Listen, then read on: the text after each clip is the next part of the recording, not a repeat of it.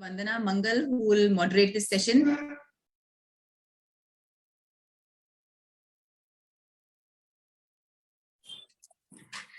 So, good evening, everyone. So now we are on to a very interesting session on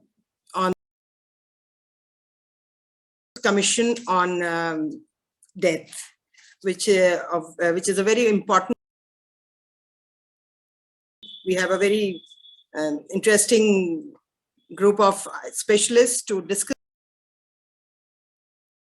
Speakers for the day are. Can I have the CVs, please? So the speakers for the day are, the topic will be introduced by Dr. Soumya Swaminathan. She is the Chief Scientist, World Health Organization, followed by Dr. Jocelyn Clark. Dr. Jocelyn Clark is the Executive Editor of Lancet, so she needs no introduction. Mrs. Smriti Rana, who would speak on lived experience of Smriti Rana is and part of pallium, followed by Richard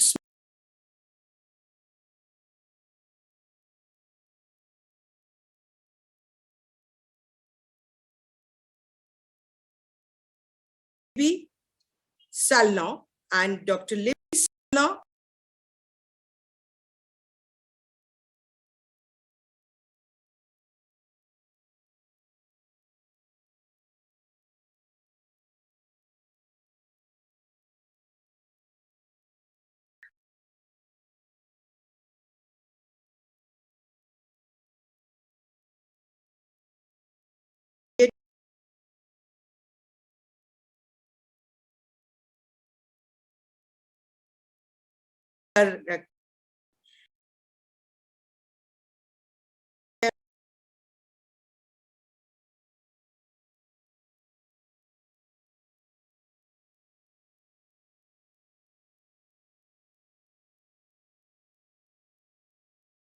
Dr.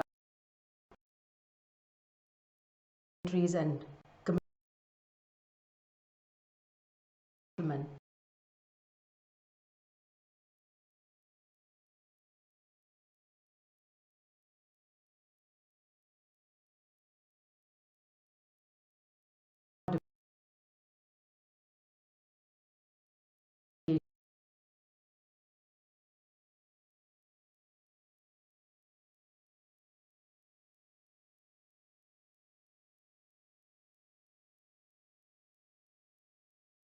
That WHO encompasses everything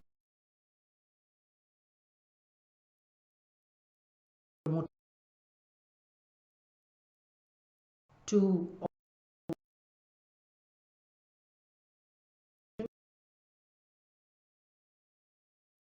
and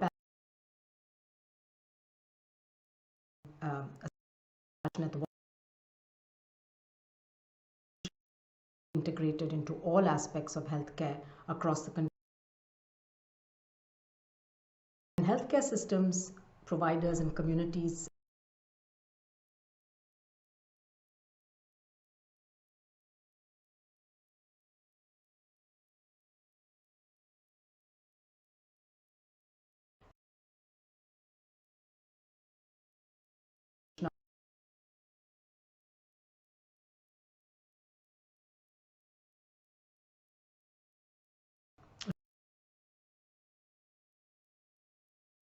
care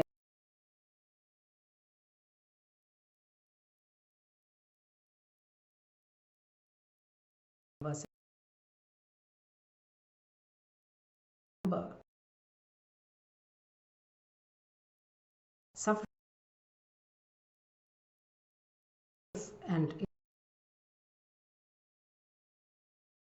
who written report on the value of public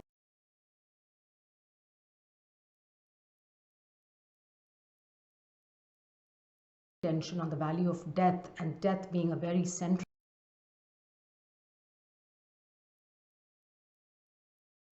and taking and really placing it in a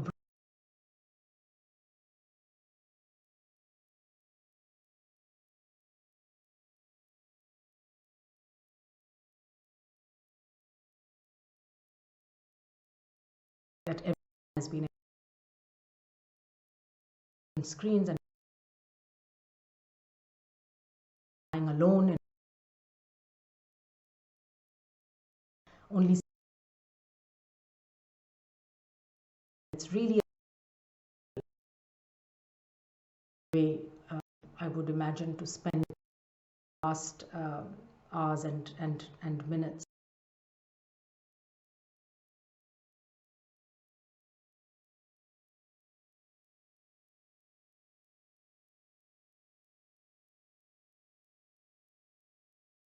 As we see in some high-income countries, that in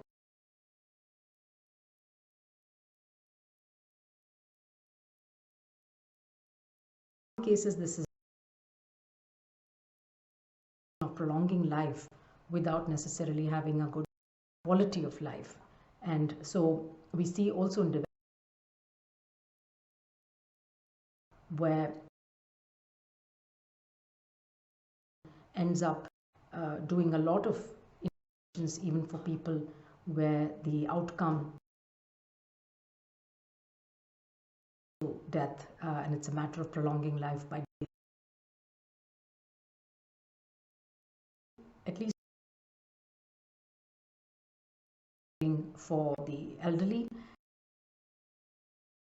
We need to preserve that. But are changing, family structures are changing, and we need to, not everybody, but then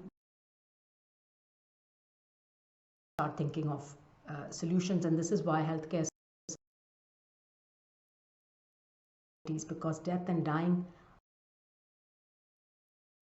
that are supported by healthcare systems and being over medicalized death.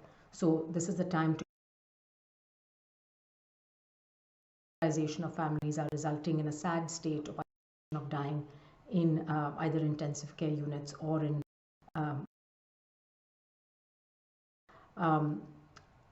so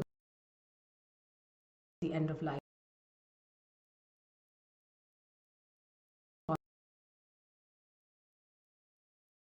This type of to avoid this for civil society and research funders, but also for at large in general. And it's also important to bring this topic into medical school, into nursing schools, where at least when I went to medical school, I certainly was not taught death and dying and how to deal with it. So there are that need to happen, and it's good that we have discussed multiple levels. Once again, I wish look forward to discussions systems. Thank you very much.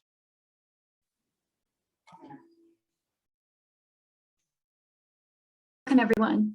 My name is Jocelyn Clark. I'm an executive editor at The Lancet, and I'm delighted to welcome you to the session with the publication of The Lancet's commission.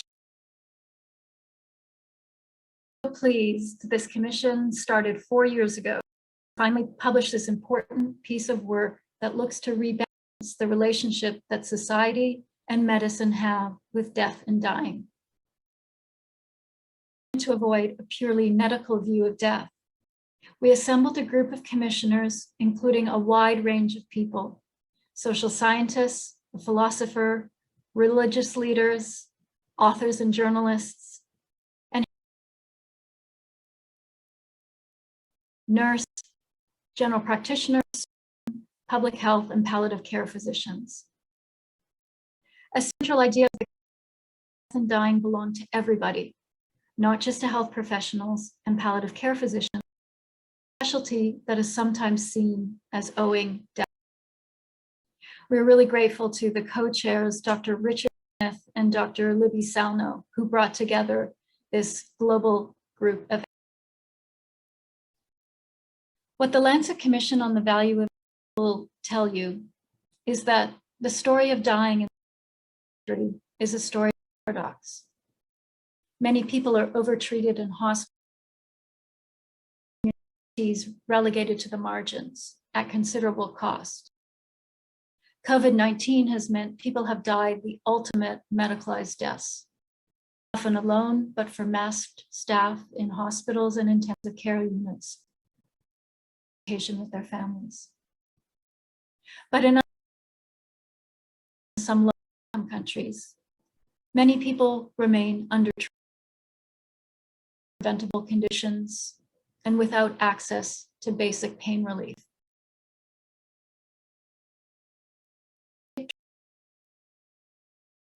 For the Lancet Commission on the Value of Death. It argues and partnerships between people who are dying, families, communities, health and social care systems, drawing on multidisciplinary perspectives around the globe. The commissioners argue that death is together.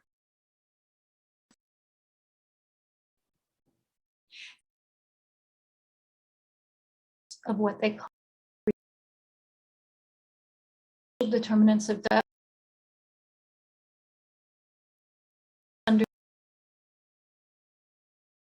rather than simply a physiological care lead support for people dying, caring and grieving. Conversation become common as having value and dying.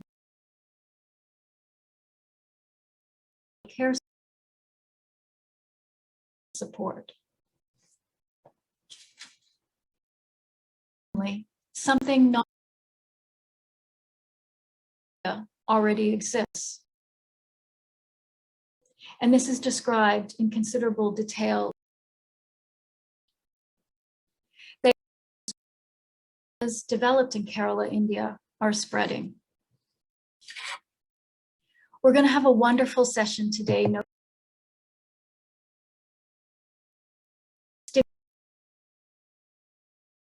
Really delighted that we're joined in a panel discussion by them. Dr. Smriti Rana, Dr. Libby Salno, and Dr. M. Rajagopal. I'm discussion and the questions and answers.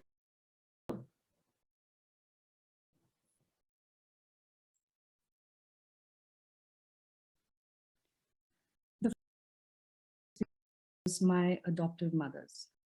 She died in my arms. She had raised me in a single parent house and had meant everything to me. It were a nightmare of excruciating pain and cancer that ravaged her. When she died, I was in equal parts broken and relieved. As I watched my mother do what can only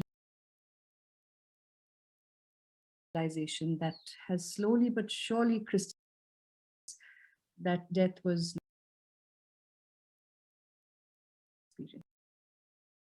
since that day 21 years ago, like in palliative care, I have walked with families as they navigate illness and borne witness to more deaths than I can count. Doubt in my mind, however, that the course of my path was determined at the moment 21 years ago, as I watched my mother finally being relieved from her suffering. Sadly, not because of medicine or pain relief, but through death.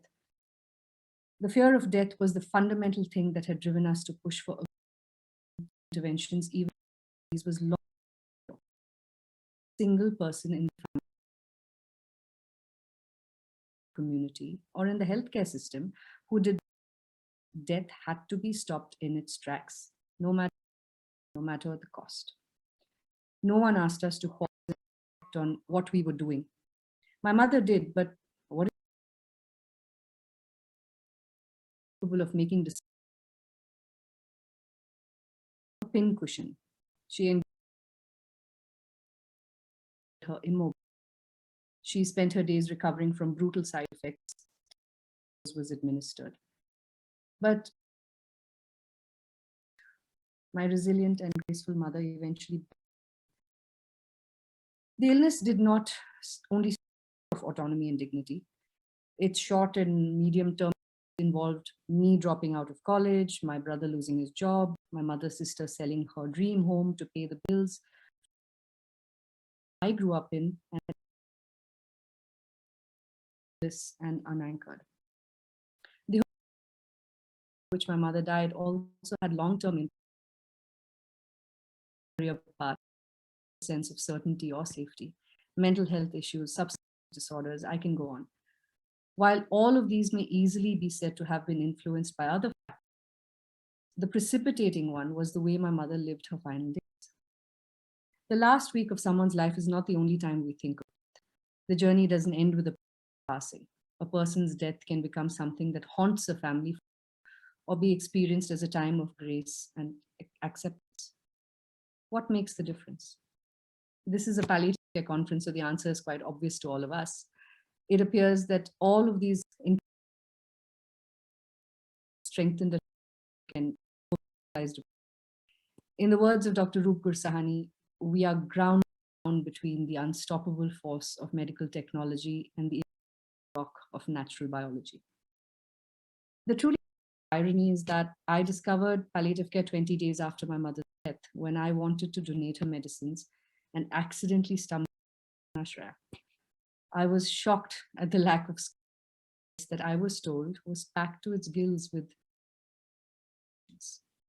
I confess that my first response to palliative care was not some glorious epiphany. My first was one of unfettered and violent anger and rage.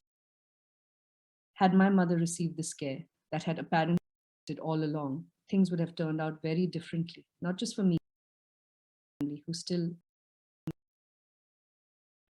Hindsight may be 2020, but on my own journey into palliative care as a 20-something, and in the last decade when I have been more closely involved, experience has only reinforced these truths. Do not even have access to palliative care. Less than 4% of the population have access, and that is with the entire palliative care community working at full stretch. So to merely say that is not the whole answer. Capacity building, enabling policies, legislation, and access to medicines are all equally important. While every effort must be made when cure is possible, we must also acknowledge when it is not. A concerted effort needs to be made to destigmatize death. The recommendations made by the Lancet Commission on the value of death include and emphasize that relationships are fundamental to death, dying, and grief. Relationships and networks across society must be placed at the center of efforts to change experiences at the end of life. A key component, as the Commission has articulated, is community. It is in the community that these relationships are most strongly experienced and expressed. Every culture and tradition in the world holds both esoteric and practical wisdom when it comes to death, loss, grief, and bereavement. Somewhere along the way, though, this wisdom has been overshadowed and drowned out by an overly mechanistic and technocratic intelligence. We must recreate spaces where death and dying can be discussed. We must involve the youth and the medical students who are old enough to act, but still young enough to remain idealistic. In grief and palliative care circles, we speak of continuing bonds that remain even after a person we love dies. No person death will determine the quality of those continuing bonds. These bonds are vital threads that make up the fabric of our relationships, our communities, and our existence. We have the power to not just relieve pain and suffering in those who are dying, but in those who survive. Utopian, but there's still fear that is within reach.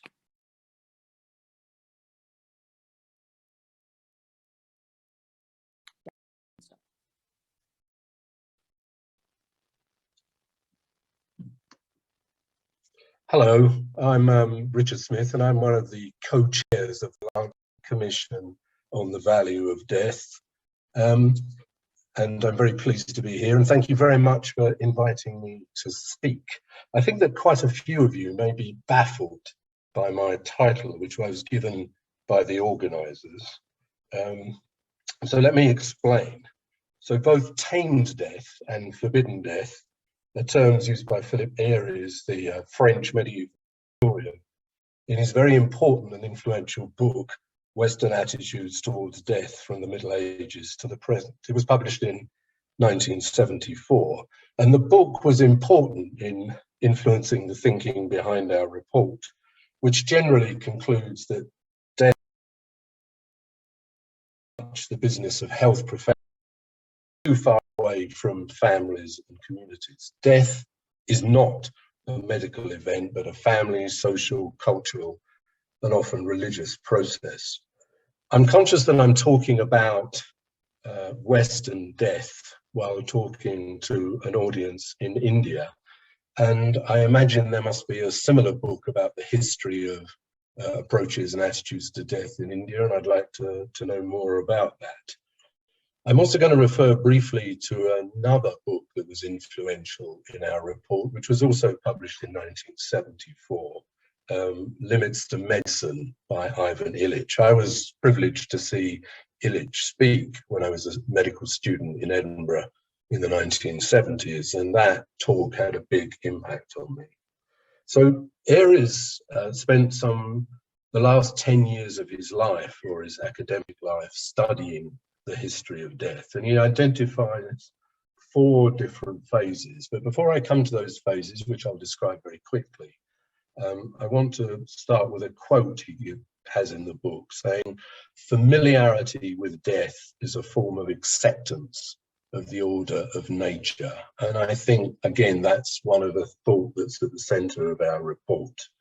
And we came to recognize the sort of excessive futile care that's seen at the end of life, certainly in high income countries, and I know in India for those wealthy enough to afford it.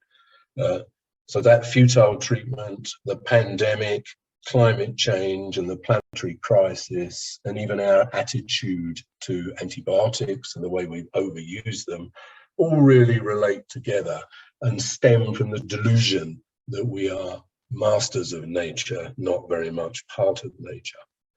So the first phase of Western attitudes to death that Ayres talks about is tamed death, as he calls it, which lasted until the 12th century and was a time when death was familiar and an integral part of life. The dying and the is accepted death calmly, people knew what to do.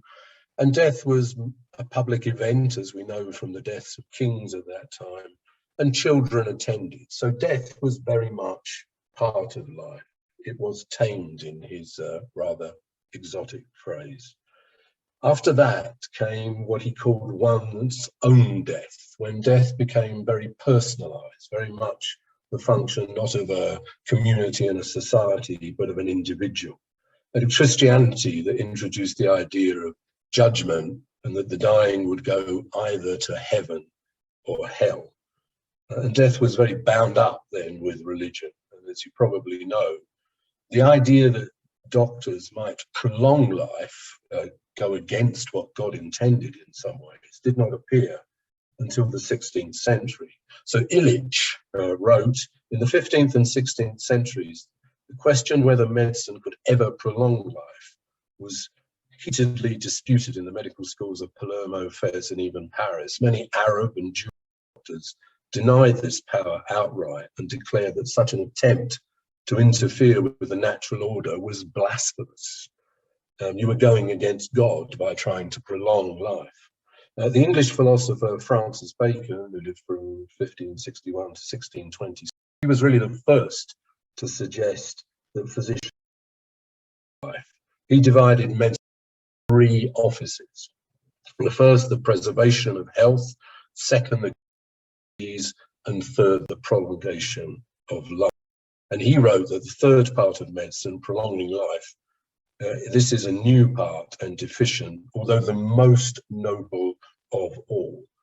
And perhaps we've continued with that idea that the third part, the prolonging of life, is the most noble. So back to Aries, we've talked about two phases. From the 18th century, he says, came thy death, when death began to be feared and the dead were deeply mourned.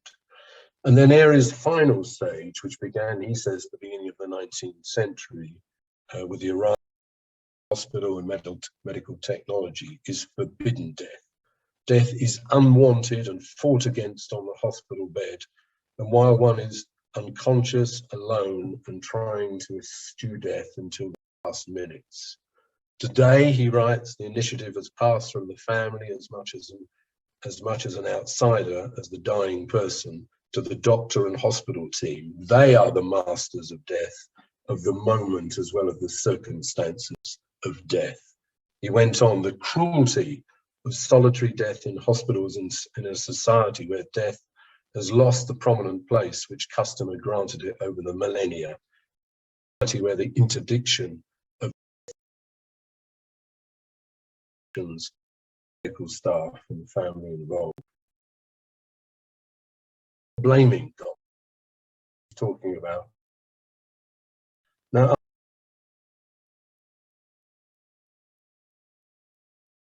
in his books, and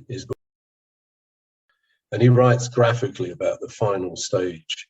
In the 20th, a valetudinarian's death while undergoing treatment by clinically trained doctors came to be perceived for the first time as a civil right. The expectation of medicalized death hooks the rich on unlimited insurance payments and lures the poor into a gilded death trap. He says a society's image of death reveals the level of independence of its people, their personal relatedness, self-reliance, and aliveness. And finally, and perhaps which is very relevant here, he writes that the white man's image of death has spread with medical civilization and has been a major force in colonialization. So these books helped shape the thinking and our report, I think we'll find very interesting. And I look forward to hearing your reactions to our report. Thank you. Bye-bye.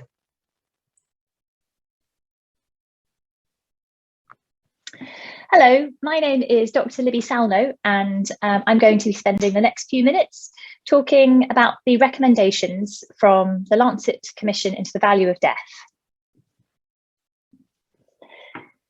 We wanted to take an optimistic and hopeful end to our commission after understanding the challenges and the issues that exist with contemporary death and dying around the world. We wanted to take the opportunity to imagine how things could be if we could change things for the better.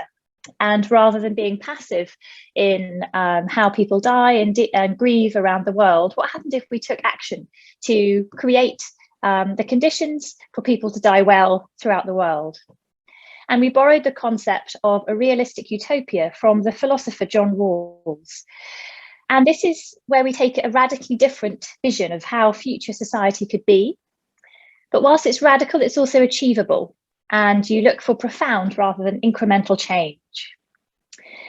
We used 5 principles and designed 5 principles that described our vision for the future, for the realistic utopia for death and dying. And I'm going to just talk through those briefly as they underpin the recommendations and actions that we hope will come from this report. The first principle is that the social determinants of death, dying and grieving are tackled. And this builds on the work done for the social determinants of health, whereby the huge impact on health beyond health services is understood and recognised. And we call for the same to be applied to death and dying and grieving. And we know that social gradients exist within how people are cared for, how and why they die, where they die. And that this social patterning of experiences at the end of life is understood and tackled. The next is that dying is understood to be more than just a physiological endpoint, as it has come to be seen as in many clinical and healthcare settings. It is a relational and spiritual process, social and communal. And we call for the role of relationships to be central in all support, care, and attention at these times. Thirdly, the diverse range of inputs that are needed to support people, communities, families to die and grieve well is enormous. It does not come from one sector alone. It does not come from just healthcare, just doctors and nurses, or just families, or just spiritual support. It is a network of all these different inputs. And we call for people to recognise not only the number of different roles that are needed at these times, but also the communication between these roles. All too often, healthcare workers are working in separation from community supports, religious and spiritual supports, and family supports. Often these are just separate. And so we call for these to be brought together with important communication lines available between them. Fourthly, we understand that often death is sensationalized. So people see death and dying on TV, screens, newspapers every day. But often this is people dying in sudden or traumatic examples, not dying peacefully at home from life-limiting illnesses. And so often people don't have the stories or social understanding when they then come across these areas in their own lives. And similarly, policy documents around health, well-being, aging often have no mention of death and dying. So we call for conversation stories to be available for people to understand throughout the media, social conversations, narratives, through policy work, to understand that these are integral parts of everyday life and that they are normal, and to allow people the understanding of how they take place in their everyday contexts. And finally, this in some ways is the most important concept and the most important principle, but the hardest to articulate, is that death is recognised as having value. And death is an integral part of life, it's a part of life, but we've forgotten the value that this can have. And in that, we have forgotten how to die. And so we call for people to understand, and again, re-understand the value of dying, the value it plays in all our lives, and what integral part death has in our lives, and to incorporate that. I'm now going to move to talk briefly about some of the recommendations. There are many more. Please do read the report to understand the range of different recommendations. We wanted to make clear that people needed to understand how they could make these locally relevant. So the first are for all. Relationships should be placed at the centre of efforts to improve care at these times. Partnership approach must be taken, and death literacy must be developed for all. So these are the skills that allow us to support people who are caring, who are bereaved, who are dying, and this should be a core skill for all in society. For civil society, we must build and support community action, and this should be something that all communities can draw on. The stories and experiences, as mentioned, should become commonplace. This should be shared, and communities should find ways that these can be shared across different media. And the importance of rituals, traditions, and supports at these times should be understood and preserved, as often these are intimately related to the local traditions and customs, and the loss of these can leave people really untethered at these times to know how to respond to these issues. Health and social care systems should ensure that all healthcare professionals are competent in caring for the dying and bereaved, and these should not be left to only specialist services to palliative care. This should be a core skill for all. And the management of suffering should be a goal of healthcare services alongside the extension of life. Researchers and funders should invest and experiment in these projects that allow this rebalancing of death and dying beyond new healthcare services and healthcare interventions. Researchers should invest and explore how could the role of communities, the role of networks, the role of a wider discussion of this. And there should be research efforts to define and understand overtreatment at the end of life. And finally, for governments and policymakers, the tremendous and catastrophic out-of-pocket expenditure that can happen at the end of life that compounds the loss and grieving that many families have. Government should find ways to manage and reduce this. All countries should have clear guidelines on withholding and withdrawing treatments, reflecting the country's specific context, of course. And the plans, policies and strategies about health and social care, ageing, well-being should always include considerations of death, dying and grieving as a natural and can be a healthy part of people's lives. Health and the social care services should not see death and dying as a failure of health and social care, but more as a natural part of health and social care. Many thanks.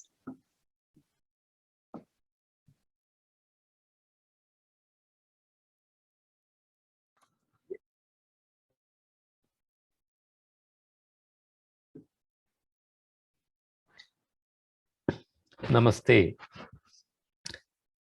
Jocelyn and all at Lancet, thank you for the commission and thank you for the report. And Richard and Libby, thank you for the wonderful work that you have done. This will be safer for me to live in and die in. Thank you.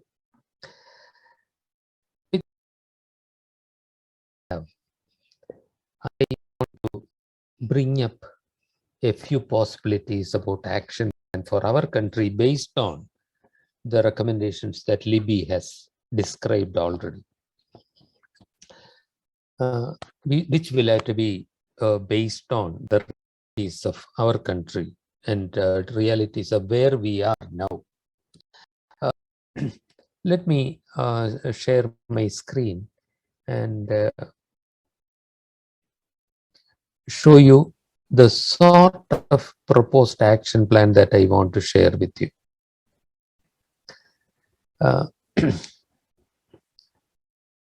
We have to base the action plan on our realities. We know that we have several hurdles to cross, and unfortunately, overcoming only one will not work. The Lancet Commission report has given us action plans for all, for health systems, for research, etc., etc. Now, these are all obstacles. Doctors' perception of duty of care is a big issue. Over half a century, doctors have been schooled into considering death an enemy for prolonging life at all costs. The Indian Council of Medical Research has its bioethics unit defining duty of care of doctor as mitigating suffering and said there is no exception to that rule. This is one thing that we will have to change, but we'll also have to change the family perception, which also has been acquired during a quarter of a century of aggressive medical interventions at the end of life, who now may consider the norm. When a loving son or daughter thinks, I don't want to let her go, and clings on, they will work with the doctors to continue to inflict suffering. And instead, if they are able to think, oh, she must be suffering so much, then a change will happen. For that, again, we will need death literacy. Our society will have to learn to think about death, and we will have to facilitate those conversations which will culminate in that thinking. And the whole society's attitude will have to change. Otherwise, they'll keep inflicting cruelty on the family. And also, religious beliefs can come in the way, especially because of misconceptions. Whatever we do will have to fit into people's belief systems. And all this will fail if the legal system is confusing. So these are all things to be handled. And for changes in all of these, we will need death literacy. And for this, what we can do is a sustained, concerted effort. Otherwise, in 2 months, the report will be forgotten. And we'll be back where we are started. This is an opportunity. I am so glad that Indian Association of Palliative Care is leading in this discussion. And I hope we'll be able to build that strategic planning with all stakeholders involved in it. So that, say, for a 3-year or 5-year period, we'll continue to harp on the subject of palliative care and humane end-of-life care. And along with that, we will have to continue to address the issue of education, not only at the public, but particularly at the professionals. Fortunately, there have been some positive changes. End of life care has been implemented in MBBS curriculum from 2019, at least in later. We'll have to bring it into practice. But that will leave out the huge chunk of medical professionals who have qualified already without exposure to it. So in service education of professionals, and that will not only be on end of life care, it will have to be on all palliative care, will also have to happen. And along with that, we will have to influence governmental policy. We have many positives. The National Health Policy of 2017 includes palliative care. And the Government of India's Ministry of Health National Health System Resource Center has already developed modules for 7 categories, from professionals to everybody, and along with the teaching videos. And they have already trained national and state level trainers with the aim of reaching 50,000 family wellness centers. This is tremendous. Okay, all these 150,000 healthcare providers are not going to be palliative care experts at the end of it, but they'll be sensitized. That's a great beginning. Many will want to learn more. And we have other facilitatory things like the National Program for Palliative Care, which has created in 2012, but implemented only at the primary and secondary level. The implementation needs to be reviewed. And what has been left undone in the National Health Policy as well as in the NPPC is inclusion of palliative care at the level of the medical colleges and other tertiary centers that we will have to facilitate. And we will need a facilitatory law. We got very close. In 2016, Government of India announced and put up on the website a draft law, invited public comments, and I know that more than 1,200 comments went. Maybe that was the problem. Anyway, it seems to have been abandoned. This has to happen. But till it happens, the Supreme Court of India's decision of March 2018 will hold valid. Fortunately, it validates the need for humane end-of-life care. It validates my right to prepare an advance directive and your duty to respect my wishes. It validates the need for withholding and withdrawing artificial life support when a reasonable return to quality of life is not possible, which is great. Unfortunately, they put in an impractical and complicated process for making it happen, so that in the last 4 years since it came up, not even one person I know has gone through that process and died a good death. And unfortunately, the Supreme Court decision also referred to withdrawal of life support as passive euthanasia, which immediately caused an antagonism. Nobody wanted euthanasia. There were religious objections. The Indian Council of Medical Research clarifies withdrawal of life support, allowing natural death, cannot be called euthanasia. It's very clear. But unfortunately, this has happened already. This is all the more reason why we need that humane law. And finally, the Lancet Commission calls for research. Is that valid for our country? Why don't we let all the high-income countries do all the research? I'm not quoting Jawaharlal Nehruji verbatim, but he said something like, it is precisely because we are not a rich country that we cannot afford not to do research.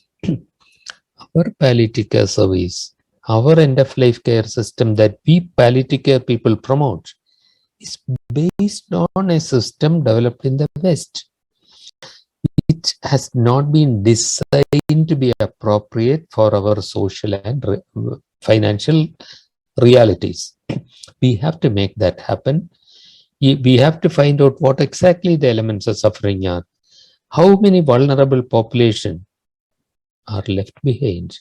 And for our implementation, we need implementation research to make sure that what we are doing is cost effective and worthwhile.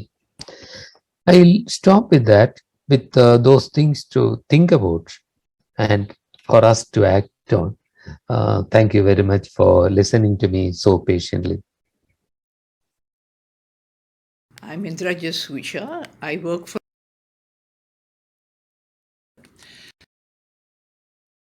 as well as a caregiver to my late husband who died of pancreatic cancer about 15 years back.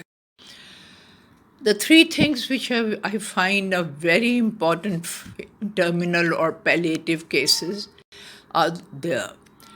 The first of all is the acceptance, because once you have accepted certain thing, that the person is not going to live forever, and all you have to do is to see that the person is made comfortable and lives every day of the life that is left to him.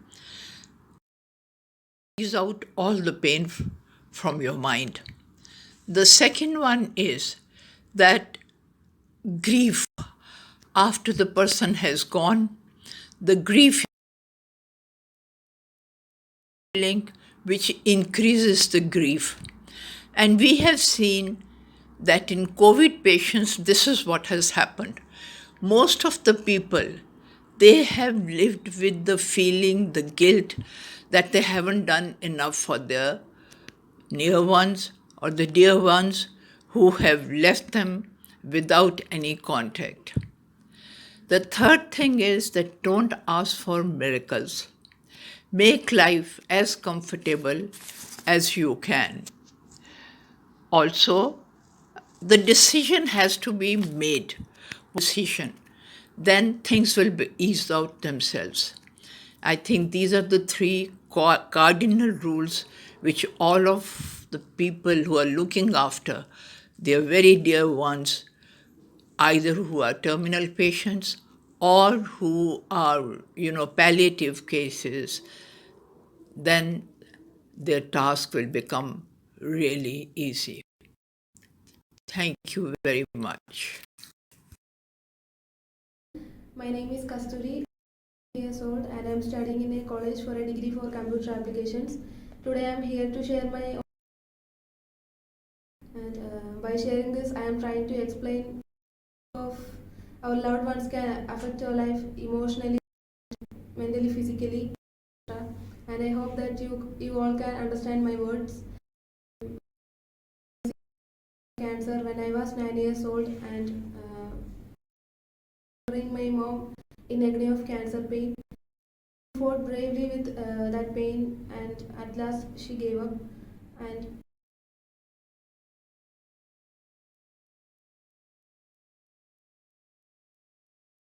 life, everything became a question mark, and the only one who was with me was my grandma. I cried and cried. She also cried with me, and in front of you because palliative care supported me so much. They left by ourselves. They took care of my health. Volunteers in palliative care helped me a lot to gain emotional strength. Uh, they helped me to realize that death is natural and we should pain. And I realized that so many young of cancer, their children is getting this type of support, and everyone like me deserves such support. And you can't understand my words. Thank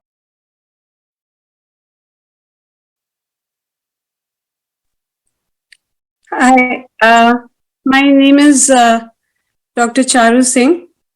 I am a palliative care physician. I have spent a lot of time in the ICU as a patient and many more hours as a clinician. And I found it very difficult to convince primary care physicians the chart of the patient. The reason being given is always it is illegal or this is euthanasia. But before we talk about law, we should be talking about good medical practice. When the oncology, a patient has a stage 4 malignancy, the medical oncologist stops the chemotherapy. Well, that means the person is going to die. If a person has COPD, advanced or stage 4 lung malignancy, not ventilation is the same as stopping chemotherapy in that patient. So the only difference being is the time interval between stopping any treatment and death. But then if this is considered euthanasia, then stopping chemotherapy is also euthanasia. So, we all talk about not offering ventilation and care as being my question is that if there was a question of law about what is appropriate medical practice, what is good medical practice, so the word DNR is given in Harrison's textbook of medicine and not textbook. So this decision has to be taken by the physician, and we need to learn to have these difficult conversations, and we need to have palliative care physicians on our teams. Thank you.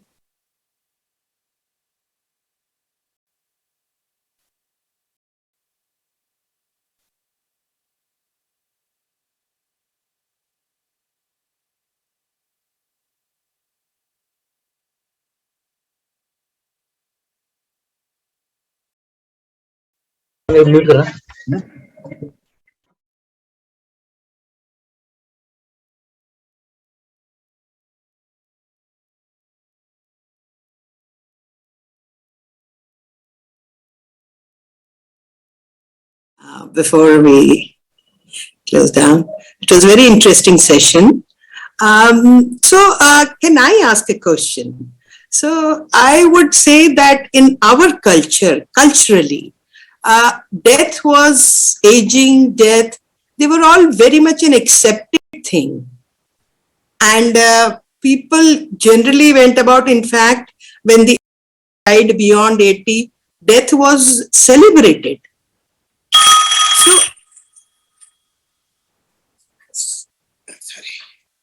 So what I want to say is,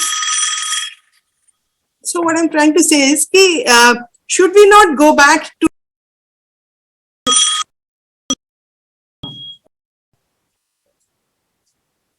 what has Dr. Rajgopal to say? Because he has seen that phase. He has seen that phase. Madam Indra Jasuja must also have seen that phase, where life was, death was very much accepted in our culture. And in fact, it was a matter that when there was a dead body in the family, even the youngest person of the family was made to go visit and bow, so that he understood and he was on terms. So it was a very natural thing in our society. So it is, I find it very unfortunate that something which was so natural has come such a long way, and now we have to talk about it. Can I just add one sentence over?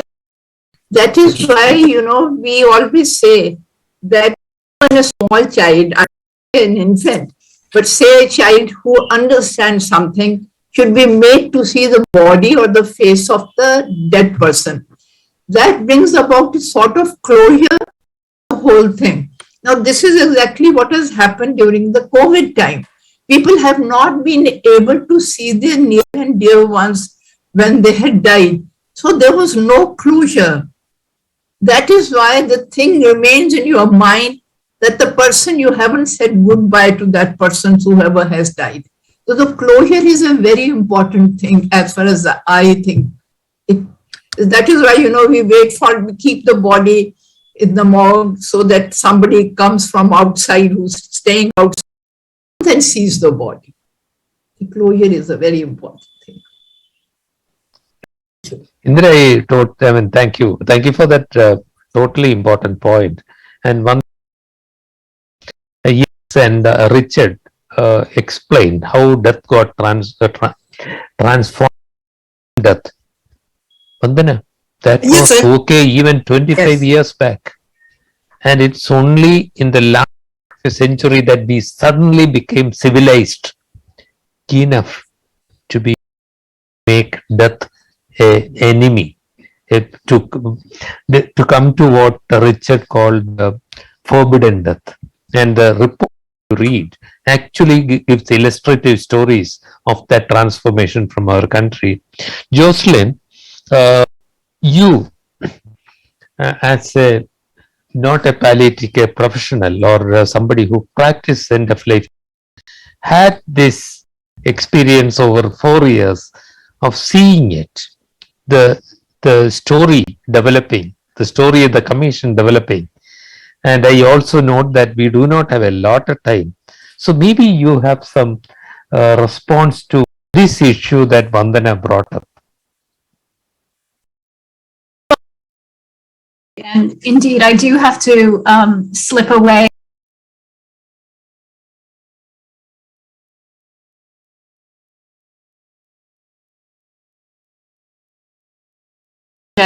And also thank everyone who joined us today to have this really lovely and one point that I want to make is the importance and the generosity, the commissioners and the colleagues that together to work on this project who do come from those more traditional disciplines, particularly those who are working in palliative care. Their openness and generosity to allowing for all the different experts from other disciplinary areas to come in and kind of, throw challenging questions to them, to, open up critical avenues of discussion about how we might reimagine how we care. That's a very difficult thing to do when you're a part of the profession that has been established and has developed very specialized skills and knowledge in order to take care of the special needs of people in the last months, days, months, years of their life, and also have those special skills and expertise in order to really support families and communities as they are rallying around patients. And so for those of you who work within that particular specialty, at the same time that you're trying to bring visibility and importance to what you bring to healthcare over the life course, to also then be open to what the Lancet wanted to do, which was to bring together people from other parts of healthcare, other parts of health science, philosophy, history, theology, and then to do that across space in the sense of having so many colleagues, experts from all over the world. I really, really commend you. And I have no doubt that, together, all of these groups will benefit each other and also how the broader world thinks about death and dying. And it's honestly our privilege at the Lancet to have worked with you. And I will say, and again, I'm just so pleased with the level of engagement and discussion that we had today. I wish we had more time, because it feels very gratifying that what we've done together, and we've played a small part in a sense of bringing people together, but we want it to stimulate this kind of discussion, and we want to elevate all of the work that you do. And as I said in my remarks at the beginning, in particular, the ways that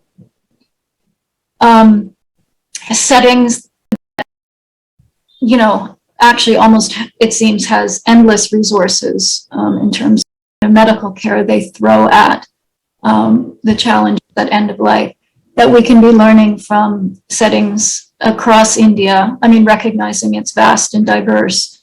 I mentioned the Kerala example in particular, but that we can learn from all of your and advance the compassion that we are grateful that was born on your subcontinent. So that may not have answered your question exactly, but I appreciate the opportunity to thank you all again and to extend our gratitude privilege we've had working with you all. Thank you. Thank you so much. Dr. Rajgopal, with your permission, can we close the session? Because we're already running late. If you want to add something, please do it. Not I, but unfortunately, questions on the chat box, but not from me. If there is to be, rather have Libby make the closing remark. Thank you, Dr. Rajgopal, and thank you, Jocelyn, for your support and also encouragement in the next steps and where this may lead. And I think that's really where I would like to have the closing remarks. We always intended this report to be quite challenging, quite hopeful, really reviewing and demonstrating what's not happening at the moment, what's not right, but also what could be right. And so I hope that these discussions, the interesting ones in the chat around familiarity of death, if you're not familiar, can you take someone home to help die? And you're right, there's an issue where people don't have the skills at the moment, but we hope this report will be a catalyst. Confidence, that familiarity with communities across homes. So actually you can have people dying at home as an option. Death does not have to take place in hospitals, which is increasingly the narrative we see. So we need to build the capacity, we need to build that confidence and create the conditions where people can die at home peacefully, and it can be an active choice for that to happen. And I hope this commission will be the first step.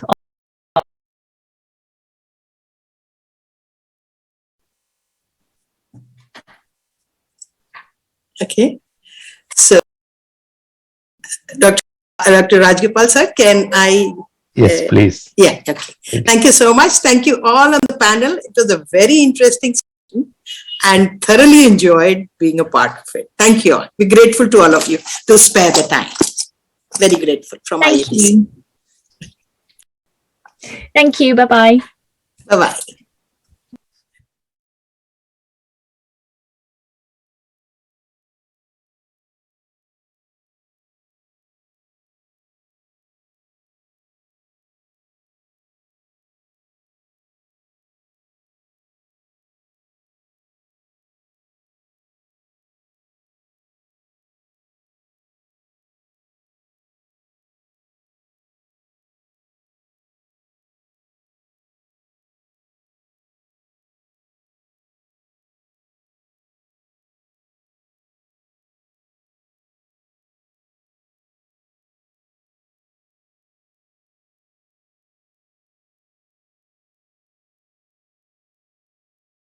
We now break till 8 p.m.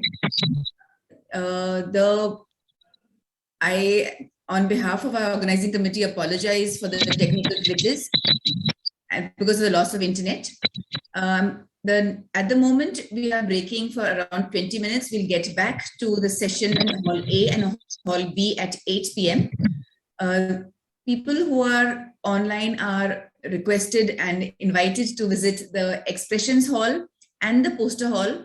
Expressions has submissions from various members of the IAPC in the create, and the posters are displayed in the Poster Hall. We meet again in Hall A and B at 8 p.m.